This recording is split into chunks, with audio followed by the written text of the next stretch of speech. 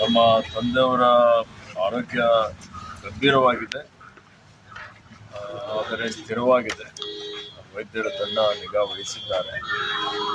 ಆಸ್ಪತ್ರೆಯಿಂದ ಮನೆಗೆ ಕರ್ಕೊಂಡು ಬಂದಿದ್ದಾರೆ. ಆಕ್ಸಿಜನ್ ಕೊಡ್ತಾ ಇದ್ದಾರೆ.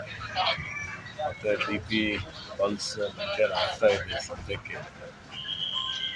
ಅವರ ಅಭಿಮಾನಿಗಳ ನಮ್ಮೆಲ್ಲರ ಪರಿವಾರದವರ ಇಚ್ಛೆ ಇದೆ, ಇನ್ನೂ ಅವರು ನಮ್ಮ ಮಧ್ಯದಲ್ಲಿ ಇರಬೇಕು ಅನ್ನೋ ದೇವರಿಗೆ ಪ್ರಾರ್ಥನೆ ಮಾಡಿಕೊಳ್ಳುತ್ತಾರೆ.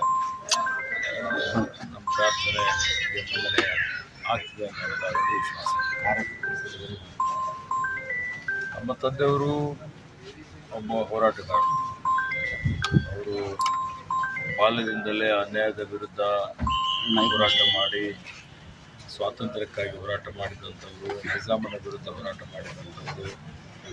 ಈ ಭಾಗ ಏಕೀಕರಣದ ಸಮಯದಲ್ಲಿ ಕರ್ನಾಟಕದಲ್ಲಿ ಉಳಿಲಿಕ್ಕೆ ಕಾರಣಕರ್ತರಾಗಿದ್ದಂಥವರು.